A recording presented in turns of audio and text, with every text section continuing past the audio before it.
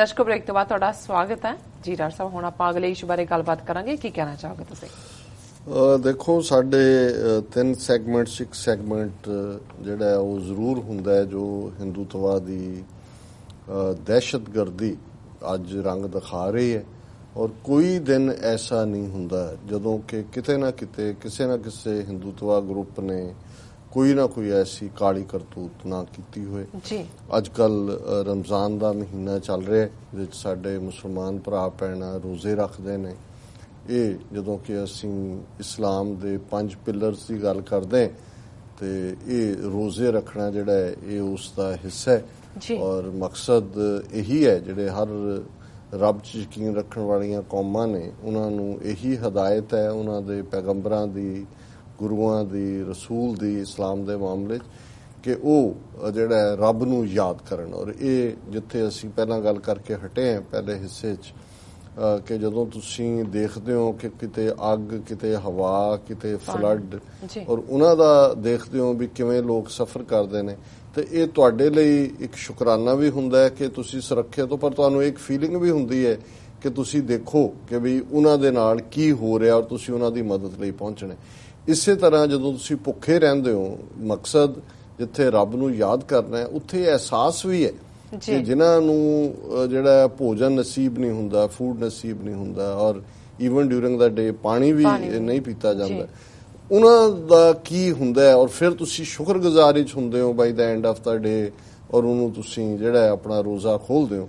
ਹੁਣ ਕਿਤੇ ਵੀ ਜਿੱਥੇ ਇਸਲਾਮ ਦੇ ਵਿੱਚ 5 ਵਕਤ ਦਾ ਨਮਾਜ਼ੀ ਹੋਣਾ ਇੱਕ ਹਿੱਸਾ ਹੈ ਉਹਨਾਂ ਦੇ ਫੇਥ ਦਾ, ਉੱਥੇ ਜੇ ਨੇੜੇ ਮਸੀਤ ਹੋਏ ਤੇ ਫਿਰ ਉੱਥੇ ਨਮਾਜ਼ ਪੜ੍ਹਨੀ ਚੰਗੀ ਮੰਨੀ ਜਾਂਦੀ ਹੈ, ਕਿਉਂਕਿ ਸਾਰੀ ਕਲੈਕਟਿਵ ਜਮਾਤ ਦਾ ਕਨਸੈਪਟ ਵੀ ਇਸਲਾਮ 'ਚ ਹੈ। ਔਰ ਜੇ ਨਾ ਵੀ ਹੋਏ ਜਿਹੜਾ ਆਪਣੀ ਆਪਣੀ ਥਾਂ ਤੇ ਕੋਈ ਨਮਾਜ਼ ਪੜ੍ਹ ਰਿਹਾ, ਪਰ ਰਮਜ਼ਾਨ ਦੇ ਮਹੀਨੇ 'ਚ ਕਲੈਕਟਿਵ ਜਿਹੜਾ ਹੈ ਕਿਤੇ ਵੀ, ਇਸ ਲਈ ਹਰ ਵੱਡੇ ਸ਼ਹਿਰ ਦੇ ਵਿੱਚ ਈਦਗਾਹ ਹੁੰਦੀ ਹੈ। ਜਦੋਂ ਖਾਸ ਤੌਰ ਤੇ ਈਦ ਹੁੰਦੀ ਹੈ ਉਦੋਂ ਫਿਰ ਖੁੱਲੇ ਦੇ ਵਿੱਚ ਜਿਹੜੀ ਹੈ ਨਮਾਜ਼ ਪੜ੍ਹੀ ਜਾਂਦੀ ਹੈ। ਹੁਣ ਇੱਕ ਪਾਸੇ ਉਹ ਮਾਹੌਲ ਯੂਪੀ ਦੇ ਆਦਿਤਿਆ ਨਾਲ, ਔਰ ਯੂਜੂਲੀ ਇੱਕ ਕਸਟਮ ਰਿਹਾ ਹੈ, ਉਹ ਭਾਰਤੀ ਪ੍ਰਧਾਨ ਮੰਤਰੀ ਹੋਣ, ਸਟੇਟਾਂ ਦੇ ਚੀਫ ਮਿਨਿਸਟਰ ਹੋਣ, ਉਹਨੂੰ ਇਫਤਾਰੀ ਕਹਿੰਦੇ ਨੇ ਕਿ ਉਹ ਉਸ ਦੀ ਇੱਕ ਪਾਰਟੀ ਕਰਦੇ ਸੀ ਜਿਹਦੇ 'ਚ ਉਹਨਾਂ ਨੂੰ ਮੁਸਲਮਾਨ ਭਰਾਵਾਂ ਨੂੰ ਇਨਵਾਈਟ ਕੀਤਾ ਜਾਂਦਾ ਸੀ। ਔਰ ਉਹਨੇ ਯੋਗੀ ਨੇ ਤਾਂ ਕਿਹਾ ਮੈਂ ਨਹੀਂ ਕਰ, ਲੇਕਿਨ ਜਿਹੜਾ ਪਾਰਟ ਜਿਹੜੀ ਕੱਲ ਸਟੋਰੀ BBC ਦੇ ਉੱਤੇ ਵੀ ਸੀ ਔਰ ਅੱਜ ਜਿਹੜਾ ABP ਸਾਂਝਾ ਦੇ ਉੱਤੇ ਵੀ ਹੈ, ਰਮਜ਼ਾਨ ਮਹੀਨੇ ਦਿੱਲੀ 'ਚ 2.5 ਮਸਜਿਦ, ਔਰ ਪੂਰਬੀ ਦਿੱਲੀ ਦੇ ਅੰਬੇ ਬਿਹਾਰ ਕਾਲੋਨੀ ਦੀ ਇਹ ਖਬਰ ਹੈ ਕਿ ਪਿਛਲੇ ਦਿਨੀ 400 ਤੋਂ 500 ਲੋਕਾਂ ਦੀ ਭੀੜ ਨੇ ਇੱਕ ਮਸਜਿਦ ਨੂੰ ਢਾਹ ਦਿੱਤਾ, ਜਿਸ ਤੋਂ ਬਾਅਦ ਸਥਾਨਕ ਮੁਸਲਮਾਨ ਭਾਈਚਾਰੇ ਦੇ ਲੋਕ ਡਰੇ ਤੇ ਸਹਿਮੇ ਹੋਏ ਹਨ। ਢਾਈ ਗਈ ਮਸਜਿਦ ਤੋਂ 2 ਘਰਾਂ ਦੇ ਫਾਸਲੇ ਤੇ ਰਹਿੰਦੇ ਮੁਸ਼ਤਾਕ ਅਹਿਮਦ ਦੇ ਦੱਸਣ ਮੁਤਾਬਕ ਅਸੀਂ ਪਹਿਲੀ ਰਮਜ਼ਾਨ ਤੋਂ ਉੱਥੇ ਨਮਾਜ਼ ਸ਼ੁਰੂ ਕੀਤੀ ਸੀ। ਤਰਾਵੀ ਜਿਵੇਂ ਨਮਾਜ਼ਾਂ ਦੇ ਨਾਂ ਨੇ, ਜਿਹੜੀ ਇਸ ਮੌਕੇ ਨਮਾਜ਼ ਹੁੰਦੀ ਹੈ ਰਮਜ਼ਾਨ ਦੇ ਮਹੀਨੇ 'ਚ, ਉਹਨੂੰ ਤਰਾਵੀ ਕਹਿੰਦੇ ਨੇ। ਤਰਾਵੀ ਵੀ ਉੱਥੇ ਹੀ ਅਦਾ ਕੀਤੀ ਜਾਂਦੀ ਸੀ, ਪਰ ਅਚਾਨਕ ਕੁਝ ਭਰਾਵਾਂ ਨੇ ਉਸ ਨੂੰ ਢਾਹ ਦਿੱਤਾ। ਇਹ ਸੱਚ ਹੈ। ਔਰ ਇਸੇ ਤਰ੍ਹਾਂ ਕੱਪੜਿਆਂ ਦੀ ਇੱਕ ਫੈਕਟਰੀ 'ਚ ਕੰਮ ਕਰਨ ਵਾਲੇ ਮੁਸ਼ਤਾਕ ਇਸ ਸੰਬੰਧੀ ਬੋਲਣਾ ਚਾਹੁੰਦੇ ਹਨ, ਪਰ ਮਿਲ ਰਹੀਆਂ ਧਮਕੀਆਂ ਕਾਰਨ ਕਿਸੇ ਅਣਹੋਣੀ ਦੇ ਡਰੋਂ ਪੂਰਾ ਪਰਿਵਾਰ ਬੁਰੀ ਤਰ੍ਹਾਂ ਡਰਿਆ ਹੋਇਆ ਹੈ। ਮੁਸ਼ਤਾਕ ਦੀ ਪਤਨੀ ਅਮੀਨਾ ਮੁਤਾਬਕ ਉਹਨਾਂ ਲੋਕਾਂ ਦੀ ਭੀੜ ਨੇ ਸਿਰਫ ਮਸਜਿਦ ਨਹੀਂ ਢਾਈ ਬਲਕਿ ਪਵਿੱਤਰ ਕੁਰਾਨ ਦੀ ਬੇਅਦਬੀ ਵੀ ਕੀਤੀ। ਮੁਸਲਮਾਨ ਲੋਕਾਂ ਨੂੰ ਧਮਕੀਆਂ ਮਿਲ ਰਹੀਆਂ ਹਨ ਕਿ ਮਾਮਲਾ ਠੰਡਾ ਹੋਣ ਤੋਂ ਬਾਅਦ ਉਹਨਾਂ ਨੂੰ ਅੰਜਾਮ ਭੁਗਤਣਾ ਪਏਗਾ। ਜਾਣਕਾਰੀ ਮੁਤਾਬਕ ਕੁਝ ਲੋਕ ਅੰਬੇ ਕਲੋਨੀ ਛੱਡ ਕੇ ਜਾ ਰਹੇ ਹਨ। ਕਈ ਲੋਕ ਆਪਣੇ ਨੌਜਵਾਨ ਪੁੱਤਰਾਂ ਨੂੰ ਦੁਕਾਨਾਂ ਤੇ ਕੰਮ ਕਰਨ ਨਹੀਂ ਜਾਣ ਦੇ ਰਹੇ। ਢਾਈ ਗਈ ਮਸਜਿਦ ਵਿੱਚ ਮੁਸਲਿਮ ਭਾਈਚਾਰੇ ਦੇ ਲੋਕ ਛੋਟਾ ਮਦਰਸਾ ਵੀ ਚਲਾ ਰਹੇ ਸਨ। ਅੰਬੇ ਕਾਲੋਨੀ ਵਿੱਚ ਜ਼ਿਆਦਾਤਰ ਲੋਕ ਆਰਥਿਕ ਪੱਖੋਂ ਕਮਜ਼ੋਰ ਹਨ ਅਤੇ ਸਵੇਰ ਹੁੰਦਿਆਂ ਹੀ ਕੰਮ ਤੇ ਨਿਕਲ ਜਾਂਦੇ ਹਨ। ਇੱਥੇ 2 ਹਿੰਦੂ ਪਰਿਵਾਰ ਵੀ ਰਹਿੰਦੇ ਸਨ, ਪਰ ਉਹ ਕਈ ਦਿਨਾਂ ਤੋਂ ਆਪਣੇ ਘਰ ਵਿੱਚ ਨਹੀਂ ਹਨ। ਕਿਹਾ ਜਾ ਰਿਹਾ ਹੈ ਕਿ ਕੰਮ ਤੇ ਗਏ ਹਨ। ਢਾਈ ਗਈ ਮਸਜਿਦ ਬਣਾਉਣ ਦਾ ਕੰਮ ਕੁਝ ਮਹੀਨੇ ਪਹਿਲਾਂ ਸ਼ੁਰੂ ਹੋਇਆ ਸੀ ਤੇ ਪਹਿਲੀ ਰਮਜ਼ਾਨ ਨੂੰ ਇੱਥੇ ਨਮਾਜ਼ ਪੜ੍ਹਨੀ ਸ਼ੁਰੂ ਹੋਈ ਸੀ। ਅੱਗੇ ਲੰਬੀ ਚੌੜੀ ਖਬਰ ਹੈ। ਸੋ ਕੁੱਲ ਮਿਲਾ ਕੇ ਮੈਂ ਸਮਝਦਾ ਕਿ ਵੀ ਇਹ ਔਰ ਇਸ ਦਾ ਕੋਈ ਨੋਟਿਸ, ਕਿਸੇ ਦੀ ਕੰਡੈਮਨੇਸ਼ਨ, ਕੋਈ ਪੁਲਿਸ ਕਾਰਵਾਈ, ਕੋਈ ਦੂਜੀ ਕਿ ਜੀ ਅਨਨੋਨ ਲੋਕ 400-500 ਆਏ ਔਰ ਉਹਨਾਂ ਨੇ ਆ ਕੇ ਜਿਹੜਾ ਉਹਨਾਂ ਦੀ ਮਸਜਿਦ ਢਾਹ ਦਿੱਤੀ। ਹੁਣ ਇਸ ਨੂੰ ਜਦੋਂ ਤੁਸੀਂ ਦੂਸਰੇ ਪਾਸੇ ਦੇਖਦੇ ਹੋ ਕਿ ਵਿਰੋਧ ਦੀ ਆਵਾਜ਼, ਇਹ ਖਬਰ ਵੀ ਟ੍ਰਿਬਿਊਨ ਦੀ ਹੈ ਕਿ ਐਂਟੀ-ਯੋਗੀ ਸਲੋਗਨਸ facing serious charges, people's denied ਬੇਲ। ਕਿ ਕੁਝ ਸਟੂਡੈਂਟਸ ਨੇ, ਔਰ ਇਹ ਖਬਰ ਹੈ ਕਿ 11 ਸਟੂਡੈਂਟ ਜਿਹੜੇ ਨੇ ਉਹਨਾਂ ਨੂੰ ਫੜਿਆ ਗਿਆ, ਕਿਉਂਕਿ ਜਦੋਂ ਚੀਫ ਮਿਨਿਸਟਰ ਯੋਗੀ ਆਦਿੱਤਿਆਨਾਥ ਯੂਨੀਵਰਸਿਟੀ ਦੇ ਵਿੱਚ ਆਇਆ ਤੇ ਉਹਨਾਂ ਨੇ ਕਾਲੇ ਝੰਡੇ ਲਹਿਰਾ ਕੇ ਉਹਦਾ ਵਿਰੋਧ ਕੀਤਾ, ਉਸ ਦੀਆਂ ਨੀਤੀਆਂ ਦਾ। ਉਹਨਾਂ ਨੂੰ ਫੜ ਲਿਆ ਗਿਆ। They have been charged with serious criminal offences including IPC section 120B, hatching criminal conspiracy which has been slapped against BJP leaders Advani, Joshi, Uma Bharti, others by special CBI court for the demolition of Babri Masjid। ਉਹਨਾਂ ਨੇ ਕਿਹਾ ਜੀ ਜਿਹੜਾ ਬਾਬਰੀ ਮਸਜਿਦ ਢਾਣ ਵਾਲਿਆਂ ਦੇ ਉੱਤੇ CBI ਨੇ ਜਿਹੜੇ ਚਾਰਜ ਲਾਏ ਨੇ ਉਹ ਇਹਨਾਂ 11 ਸਟੂਡੈਂਟਸ ਦੇ ਉੱਤੇ ਲਾਏ ਗਏ ਨੇ, ਔਰ ਕਿ ਉਹਨਾਂ ਨੇ ਸਿਰਫ ਪ੍ਰੋਟੈਸਟ ਕਰਕੇ ਕਾਲੇ ਝੰਡੇ ਦਿਖਾਏ। Or additional district and session judge Rajesh Kumar today denied bail to the students as he didn't receive any report from the police station. The matter will now come up for hearing on June 16th. ਉਹਨਾਂ ਨੇ ਕਿਹਾ ਜੀ ਕਿ ਵੀ ਉਹਨੇ ਕਿਹਾ ਜੀ ਮੈਨੂੰ police ਤੋਂ ਕੋਈ ਰਿਪੋਰਟ ਨਹੀਂ ਮਿਲੀ, ਇਸ ਲਈ ਸੈਸ਼ਨ ਜੱਜ ਨੇ ਸੁਣਵਾਈ ਨਹੀਂ ਕੀਤੀ। The expelled Lucknow University students including 2 girls are associated with Samajwadi Party student wing, Samajwadi Chhatra Sabha। ਇਹ ਸਟੂਡੈਂਟਸ ਨੇ 11, ਇਹਨਾਂ ਦੇ ਵਿੱਚ 2 ਕੁੜੀਆਂ ਨੇ, ਔਰ ਇਹ ਜਿਹੜੇ ਨੇ ਉਹਨਾਂ ਨੂੰ ਉੱਥੋਂ ਵੀ ਸਸਪੈਂਡ ਕਰ ਦਿੱਤਾ ਹੈ। ਔਰ 7 ਜੂਨ ਤੋਂ ਉਹਨਾਂ ਨੂੰ reportedly breaching CM security as waved black flags. ਹੁਣ ਕਾਲੇ ਝੰਡਿਆਂ ਨੂੰ ਉਹਨਾਂ ਨੇ ਕਿਹਾ ਕਿ ਜੀ ਇਹ ਦੇਖੋ ਉਹਨਾਂ ਨੇ CM ਦੀ ਸਿਕਿਉਰਿਟੀ ਨੂੰ ਬ੍ਰੀਚ ਕੀਤਾ, ਇਹਦਾ ਮਤਲਬ ਉਹ ਜਿਹੜਾ ਉਹਨੂੰ ਮਾਰਨਾ ਚਾਹੁੰਦੇ ਸੀ। And raised Anti-Yogi slogans during his visit to the university। Lower court ਨੇ ਪਹਿਲਾਂ ਹੀ ਰਿਜੈਕਟ ਕਰ ਦਿੱਤੀ ਹੈ ਬੇਲ, ਔਰ ਹੁਣ ਇਹ ਜਿਹੜਾ ਹੈ ਸੈਕਸ਼ਨ 353 ਲਗਾ ਕੇ ਇਹਨਾਂ ਦੀ ਬੇਲ ਨਹੀਂ ਹੋਏਗੀ। ਹਾਈ ਕੋਰਟ 'ਚ ਜਾ ਕੇ ਬੇਲ ਹੋਣ ਤੱਕ ਇਹਨਾਂ ਦਾ ਕੈਰੀਅਰ ਔਰ ਇਹਨਾਂ ਦਾ ਸਾਰਾ ਕੁਝ ਜਿਹੜਾ ਹੈ ਇਹ ਖਤਮ ਹੋ ਚੁੱਕਾ ਹੋਏਗਾ। ਸੋ ਇਹ ਵੀ ਖਬਰ ਅਸੀਂ ਅੱਜ ਦੇ, ਔਰ ਇੱਕ ਖਬਰ ਜਿਹੜੀ ਅਗੇਨ ABP ਸਾਂਝਾ ਨਹੀਂ ਲਿਆਂਦੀ, ਔਰ ਉਹਦਾ ਟਾਈਟਲ ਹੈ ਗਊ ਰਾਖਿਆਂ ਦਾ ਇੱਕ ਹੋਰ ਸ਼ਰਮਨਾਕ ਕਾਰਾ। ਔਰ ਇਹ ਖਬਰ ਬਾਰੇ ਮੈਂ ਜਦੋਂ ਦੇਖਿਆ ਮੈਨੂੰ ਲੱਗਾ ਵੀ ਆਲਰੇਡੀ ਤਮਿਲਨਾਡੂ ਸਰਕਾਰ ਨੇ ਵੀ ਪ੍ਰੋਟੈਸਟ ਇਹਦੇ ਤੇ ਕੀਤਾ। ਇਹ ਰਾਜਸਥਾਨ ਦੀ ਖਬਰ ਹੈ। ਹੁਣ ਅਸੀਂ ਦਿੱਲੀ 'ਚ ਮਸਜਿਦ ਢਾਣ ਦਾ ਜ਼ਿਕਰ ਕੀਤਾ, ਰਾਜਸਥਾਨ 'ਚ ਜਿਹੜਾ ਉਹ ਕਿਸ ਅੰਦਾਜ਼ ਦੇ ਵਿੱਚ ਉਹਨਾਂ ਨੇ ਇਹ ਸਾਰਾ ਪਾਰਟ ਕੀਤਾ, ਜਿਹੜਾ ਕਿ ਹੁਣ ਅਸੀਂ ਰਾਜਸਥਾਨ ਦੀ ਖਬਰ ਪੜ੍ਹਨ ਲੱਗੇ। UP ਦੇ ਵਿੱਚ ਕਿਵੇਂ ਸਟੂਡੈਂਟਸ ਜਿਹੜੇ ਨੇ ਉਹਨਾਂ ਦੀ ਬੇਲ ਨਹੀਂ ਹੋ ਰਹੀ। ਜੈਸਲਮੇਰ, ਰਾਜਸਥਾਨ ਵਿੱਚ ਜੈਸਲਮੇਰ ਤੋਂ 50 ਗਊਆਂ ਤੇ 30 ਵੱਛੇ ਖਰੀਦ ਕੇ ਲਿਜਾ ਰਹੇ ਤਮਿਲਨਾਡੂ ਦੇ ਸਰਕਾਰੀ ਅਧਿਕਾਰੀਆਂ ਦੀ ਕਥਿਤ ਤੌਰ ਤੇ ਗਊ ਰੱਖਿਆਂ ਦੀ ਭੀੜ ਨੇ ਉਸ ਤੇ ਹਮਲਾ ਕਰ ਦਿੱਤਾ। ਹੁਣ ਕ੍ਰਾਸ ਬਰੀਡਿੰਗ ਲਈ ਜਿਹੜਾ ਕਿ ਆਫੀਸ਼ੀਅਲ ਉਹਦੇ ਕੋਲ ਡਾਕੂਮੈਂਟੇਸ਼ਨ ਸੀ, ਉਹ ਸਰਕਾਰੀ ਮਿਸ਼ਨ ਤੇ ਆਫੀਸਰ ਸੀ ਤਮਿਲਨਾਡੂ ਦਾ, ਪਰ ਮੁਸਲਮਾਨ ਸੀ। ਉਹਨੇ ਜਦੋਂ 30 ਵੱਛੇ ਖਰੀਦੇ ਔਰ ਤਮਿਲਨਾਡੂ ਲਿਜਾ ਰਿਹਾ ਸੀ, ਉਹਨੂੰ ਭੀੜ ਨੇ ਹਮਲਾ ਕਰ ਦਿੱਤਾ। ਬਾੜਮੇਰ ਜ਼ਿਲ੍ਹੇ ਵਿੱਚ ਕੌਮੀ ਸ਼ਾਹਰਾਹ 15 ਤੇ ਵੀਰਵਾਰ ਰਾਤ ਨੂੰ ਹਮਲਾ ਉਦੋਂ ਹੋਇਆ ਜਦੋਂ ਸਰਕਾਰੀ ਅਧਿਕਾਰੀ 5 ਟਰੱਕਾਂ ਵਿੱਚ ਪਸ਼ੂਆਂ ਨੂੰ ਲੱਦ ਕੇ ਲਿਜਾ ਰਹੇ ਸਨ। ਪੁਲਿਸ ਦੇ ਦੱਸਣ ਮੁਤਾਬਕ ਭੀੜ ਨੇ ਹਾਈਵੇ ਤੇ ਟਰੱਕਾਂ ਨੂੰ ਰੋਕ ਕੇ ਤੋੜ ਭੰਨ ਕੀਤੀ ਤੇ ਡਰਾਈਵਰ, ਹੈਲਪਰ ਤੇ ਡੰਗਰਾਂ ਦੇ ਡਾਕਟਰ ਨਾਲ ਹੱਥੋਂ-ਪਾਈ ਵੀ ਕੀਤੀ। ਹੁਣ ਇਹ ਜਿਹੜੀ ਟੀਮ ਤਮਿਲਨਾਡੂ ਤੋਂ ਆਈ ਸੀ, ਇਹਨਾਂ ਦੀਆਂ ਆਪਣੀਆਂ ਗੱਡੀਆਂ ਸੀ, ਨਾਲ ਵੈਟਰਨੇਰੀਅਨ ਵੀ ਸੀ, ਡਾਕਟਰ ਵੀ ਸੀ, ਉਹਨਾਂ ਨੂੰ ਵੀ ਮਾਰ ਕੁਟਾਈ ਕੀਤੀ। ਇੰਨਾ ਹੀ ਨਹੀਂ, ਭੀੜ ਨੇ ਟਰੱਕਾਂ ਨੂੰ ਅੱਗ ਲਗਾਉਣ ਦੀ ਕੋਸ਼ਿਸ਼ ਵੀ ਕੀਤੀ। ਬਾੜਮੋਰ ਦੇ SP ਗਗਨਦੀਪ ਨੇ ਸਮੇਂ ਤੇ ਕਾਰਵਾਈ ਨਾ ਕਰਨ ਕਰਕੇ 7 ਪੁਲਿਸ ਕਰਮੀਆਂ ਦੀ ਬਦਲੀ ਕਰ ਦਿੱਤੀ ਤੇ 50 ਲੋਕਾਂ ਖਿਲਾਫ ਮਾਮਲਾ, ਇਹ ਆਈ ਵਾਸ਼ ਹੈ। ਸੋ ਹੁਣ ਤਿੰਨ ਖਬਰਾਂ, ਔਰ ਇਹ ਵੀ ਉਹ ਨੇ ਜਿਹੜੀਆਂ ਮੀਡੀਆ ਦੇ ਵਿੱਚ ਆਈਆਂ। ਹੁਣ ਇਹ ਕੀ ਦੱਸਦੀਆਂ ਨੇ? ਔਰ ਅੱਜ ਦੀ ਆਵਾਜ਼ ਰੇਡੀਓ ਪ੍ਰੋਗਰਾਮ ਤੇ, ਜਿੱਥੇ ਮੈਂ 6:30 ਤੋਂ 7:30 ਹੁੰਦਾ ਹੈ ਰੇਡੀਓ ਟਾਕ ਸ਼ੋਅ ਤੇ, ਲਗਭਗ 22 ਸਾਲ ਤੋਂ ਇਹ ਟਾਕ ਸ਼ੋਅ ਹੈ। ਮੈਂ ਇਹੀ ਗੱਲ ਕਹੀ ਸੀ, ਮੈਂ ਕਿਹਾ ਕਿ ਬਈ ਜਦੋਂ ਅਸੀਂ ਦੇਖ ਰਹੇ ਹਾਂ, ਇੱਕ ਪਾਸੇ ਦੇਖਦੇ ਹਾਂ ਕਿ ਕੀ ਚੱਲ ਰਿਹਾ ਹੈ, ਮੀਡੀਆ ਦਾ ਕੀ ਰੋਲ ਹੈ, ਪੋਲੀਟੀਕਲ ਲੀਡਰ ਕੀ ਕਰ ਰਹੇ ਨੇ, ਗਰਾਊਂਡ ਤੇ ਕੀ ਚੱਲ ਰਿਹਾ ਹੈ, ਤੇ ਫਿਰ ਸਾਨੂੰ ਕਿਉਂ ਆਪਣੇ ਲੋਕਾਂ ਨੂੰ ਇਹ ਸਮਝਾਉਣਾ ਔਖਾ ਹੋ ਜਾਂਦਾ ਹੈ।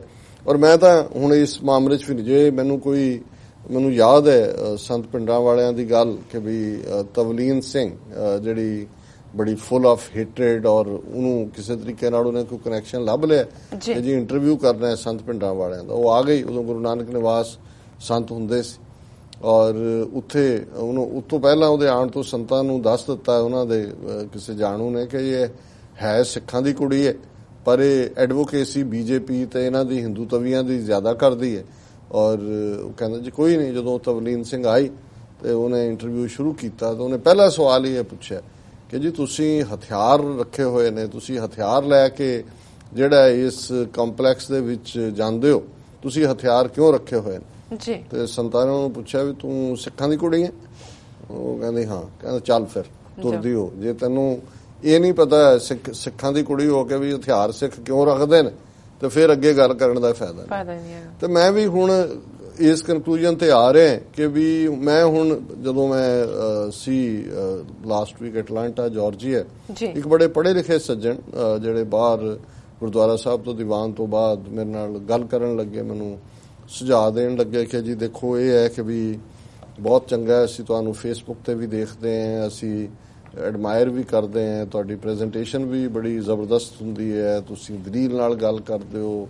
ਉਹ ਸਾਰਾ ਕਰਕੇ ਫਿਰ ਉਹ ਆਪਣੀ ਗੱਲ ਤੇ ਆ ਗਏ। ਮੈਨੂੰ ਕਹਿਣ ਲੱਗੇ ਜੀ ਦੇਖੋ ਮੇਰੇ ਪਿਤਾ ਜੀ ਵੀ, ਅਸੀਂ ਪਾਕਿਸਤਾਨ ਤੋਂ ਆਏ ਹਾਂ, ਉਹਨਾਂ ਦੇ ਬਹੁਤ ਸਾਰੇ ਹਿੰਦੂ ਦੋਸਤ ਸਨ ਔਰ ਸਾਡੇ ਵੀ ਬਹੁਤ ਸਾਰੇ ਨੇ, ਔਰ ਸਾਰੇ ਤਾਂ ਮਾੜੇ ਨਹੀਂ ਹੁੰਦੇ। ਮੈਂ ਕਿਹਾ ਜੀ ਅਸੀਂ ਕਦੋਂ ਕਿਹਾ ਸਾਰੇ ਮਾੜੇ ਹੁੰਦੇ ਨੇ, ਨਾ ਹੀ ਸਾਡੀ ਉਹਨਾਂ ਨਾਲ ਲੜਾਈ ਹੈ। ਫਿਰ ਅਸੀਂ ਆਪਣੇ ਜਿਹੜੇ ਪੰਜਾਬੀ, ਅਸੀਂ ਜਦੋਂ ਬਹੁਤ ਕਹਿੰਦੇ ਸਾਡੀ ਗਲਤੀ ਇਹ ਹੋ ਗਈ ਵੀ ਅਸੀਂ ਪੰਜਾਬ 'ਚ ਵੀ ਸਿੱਖੀ ਦੀ ਗੱਲ, ਸਿੱਖੀ ਪ੍ਰਚਾਰ ਦੀ ਕਰਦੇ ਹਾਂ, ਉਹਦੇ ਕਰਕੇ ਦੂਜੇ ਅਫੈਂਡਡ ਹੋ ਜਾਂਦੇ ਨੇ। ਮੈਂ ਕਿਹਾ ਜੀ ਫਿਰ ਤੁਸੀਂ ਦੱਸੋ ਕਿਹੜੇ ਪ੍ਰਚਾਰ ਦੀ ਕਰਿਆ ਕਰੀ। ਕਹਿੰਦੇ ਨਹੀਂ, ਜੇ ਅਸੀਂ ਸਾਰੇ ਪੰਜਾਬੀਆਂ ਨੂੰ ਨਾਲ ਲੈ ਕੇ ਚੱਲੀਏ ਔਰ ਪੰਜਾਬੀਆਂ ਦਾ ਹੋਏ ਤੇ ਉਹ ਵੀ ਸਾਡਾ ਸਾਥ ਦੇਣ। ਤੇ ਯੰਗ ਸੀ, ਮੈਂ ਕਿਹਾ ਜੀ ਸ਼ਾਇਦ ਤੁਹਾਨੂੰ ਬਹੁਤਾ ਨਾ ਪਤਾ ਹੋਏ। ਮੈਂ ਕਿਹਾ ਵੈਸੇ ਅਸੀਂ ਪਹਿਲੀ ਗੱਲ ਤਾਂ ਮੈਂ ਕਿਹਾ ਕਿ ਵੀ ਅਸੀਂ ਇਹ ਗੱਲ ਬੜੀ ਸਪਸ਼ਟਤਾ ਦੇ ਨਾਲ ਕਹਿੰਦੇ ਹਾਂ ਵੀ ਸਾਡੀ ਲੜਾਈ ਇੰਡੀਅਨ ਸਟੇਟ ਨਾਲ ਹੈ, ਹਿੰਦੂਆਂ ਨਾਲ ਨਹੀਂ। ਦੂਸਰੀ ਗੱਲ, ਫਿਰ ਵੀ ਜੇ ਹੁਣ ਤੁਸੀਂ ਗੱਲ ਸਾਡੇ ਪੰਜਾਬੀ ਹਿੰਦੂ ਭਰਾਵਾਂ ਦੀ ਕੀਤੀ ਹੈ ਤੇ ਫਿਰ ਜੇ ਤੁਸੀਂ ਇਹਨੂੰ ਥੋੜਾ ਜਿਹਾ ਵੀ ਸਾਰੀ ਗੱਲ ਨੂੰ ਸਮਝਣ ਦੀ ਕੋਸ਼ਿਸ਼ ਕਰੋਗੇ ਵੀ ਇਹ ਗੱਲ ਇੱਥੋਂ ਤੱਕ ਆਈ ਕਿਵੇਂ, ਤੇ ਸਭ ਤੋਂ ਪਹਿਲੇ ਇੱਕ ਤਾਂ ਉਹ ਲੋਕ ਕਲਪਰੇਟ ਨੇ ਜਿਨ੍ਹਾਂ ਦੇ ਕੋਲ ਗਾਂਧੀ, ਨਹਿਰੂ, ਪਟੇਲ, ਜਿਨ੍ਹਾਂ ਦੀ ਨੀਤੀ ਪਹਿਲੇ ਦਿਨ ਤੋਂ ਮਾੜੀ ਸੀ ਸਿੱਖਾਂ ਪ੍ਰਤੀ ਔਰ ਕ੍ਰਿਮੀਨਲ ਟ੍ਰਾਈਬ ਐਲਾਨਣ ਤੋਂ ਗੱਲ ਸ਼ੁਰੂ ਹੋਈ ਇਜ਼ਰਾਇਮ ਪੇਸ਼ਾ ਕਬੀਲਾ ਤੋਂ। ਪਰ ਇਹ ਵੀ ਤੁਸੀਂ ਕੋਈ ਵੀ ਕਹਿ ਸਕਦਾ ਦਲੀਲ ਵਾਲਾ ਕਿ ਜੀ ਇਹ ਉਹਨਾਂ ਦਾ ਸੀ, ਆਮ ਲੋਕਾਂ ਦਾ, ਪੰਜਾਬ ਦੇ ਹਿੰਦੂ ਭੈਣ ਭਰਾਵਾਂ ਦਾ ਕੀ ਹੈ ਉਹਦੇ 'ਚ? ਉਹ ਤਾਂ ਉਹਨਾਂ ਦੀਆਂ ਨੀਤੀਆਂ ਸੀ। ਨਾ ਪਟੇਲ ਪੰਜਾਬੀ ਸੀ, ਨਾ ਨਹਿਰੂ ਪੰਜਾਬੀ ਸੀ, ਨਾ ਚਤੁਰਵੇਦੀ ਪੰਜਾਬੀ ਸੀ। ਮੈਂ ਕਿਹਾ ਜੀ ਬਿਲਕੁਲ ਇਸ ਗੱਲ ਨਾਲ ਬੰਦਾ ਕਹਿ ਸਕਦਾ ਹੈ ਕਿ ਵੀ ਉਹਨਾਂ ਨੂੰ ਜਿਹੜਾ ਤੁਸੀਂ ਬੈਨੀਫਿਟ ਆਫ ਡਾਊਟ ਦੇ ਦਿੰਦੇ ਹੋ।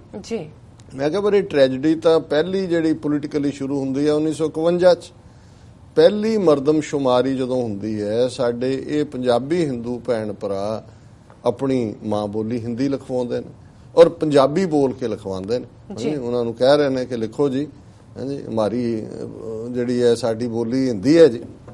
ਫਿਰ ਉਹ ਕਹਿੰਦੇ ਜੀ ਹੁਣ ਉਹ ਲਿਖ ਰਹੇ ਨੇ। ਹੁਣ ਇਹ ਪਹਿਲਾਂ ਨਹੀਂ ਕਿਤੇ ਵੀ, ਔਰ ਮੈਂ ਦੁਨੀਆ 'ਚ ਦੇਖਦਾ ਟੱਕਰ ਵੀ ਹੁੰਦੀ ਹੈ। ਬੰਗਾਲੀਆਂ ਨੇ ਵੀ 47 ਦੀ ਪਾਰਟੀਸ਼ਨ ਵੇਲੇ ਇੱਕ ਦੂਜੇ ਦੇ ਗਾਠੇ ਲਾਏ ਨੇ, ਪਰ ਕੋਈ ਬੰਗਾਲੀ ਆਪਣੀ ਮਾਂ ਬੋਲੀ ਬੰਗਲਾ ਤੋਂ ਇਨਕਾਰੀ ਨਹੀਂ ਹੋ ਸਕਦਾ।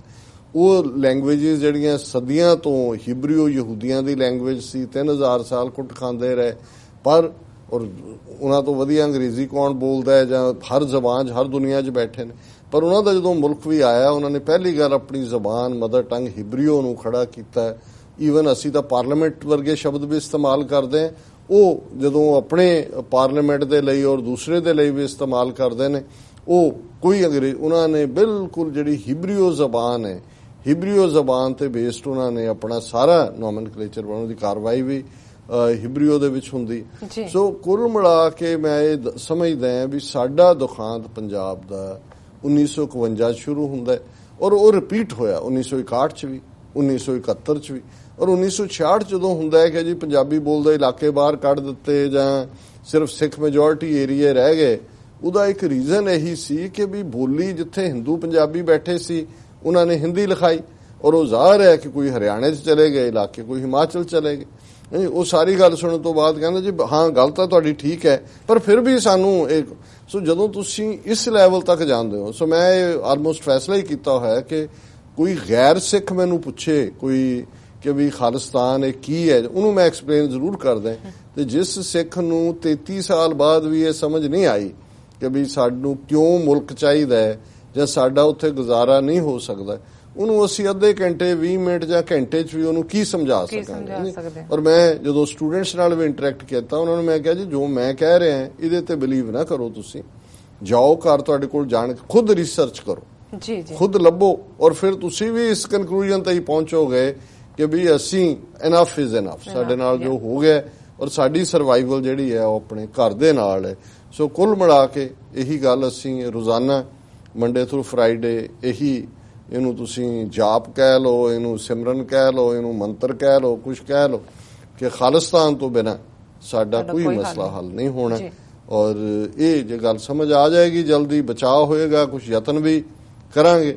ਔਰ ਭਾਈ ਗੁਰਦਾਸ ਜੀ ਦੇ ਸ਼ਬਦਾਂ 'ਚ ਕਿ ਭਾਈ ਜੇ ਅਲਟੀਮੇਟਲੀ ਅਸੀਂ ਆਪਣੀ ਥਾਂ ਬਣਾਣੀ ਹੈ, ਸਰਵਾਈਵ ਕਰਨਾ, ਫਿਰ ਫੋਕਸ ਇਹ ਹੋਣਾ ਚਾਹੀਦਾ ਹੈ ਕਿਸ ਉਦਮ ਤੇ ਰਾਜ ਮਿਲੇ, ਸ਼ਤਰੂ ਤੇ ਸਭ ਹੋਵੇ ਮੀਤਾ। ਕਿ ਜਦੋਂ ਇਹ ਕੀ ਉਦਮ ਕਰੀਏ ਕਿ ਰਾਜਸੀ ਸ਼ਕਤੀ ਮਿਲੇ, ਤੇ ਜਦੋਂ ਪੋਲੀਟੀਕਲ ਪਾਵਰ ਆ ਜਾਂਦੀ ਹੈ ਸ਼ਤਰੂ ਆਪਣੇ ਆਪ ਹੀ ਮਿੱਤਰ ਬਣ ਜਾਂਦੇ ਨੇ। ਜਿਹਦੀ ਕੋਠੀ ਵਿੱਚ ਦਾਣੇ ਉਹਦੇ ਕਮਰੇ ਵੀ ਸਿਆਣੇ। ਜੀ ਰਾਜ ਸਾਹਿਬ, ਲੈਣੇ ਆ ਬ੍ਰੇਕ। ਵਿਊਅਰਸ, ਤੁਸੀਂ ਕਿਤੇ ਨਹੀਂ ਜਾਣਾ, ਮਿਲਦੇ ਆ ਆਫਟਰ ਦਿਸ ਸ਼ਾਰਟ ਬ੍ਰੇਕ।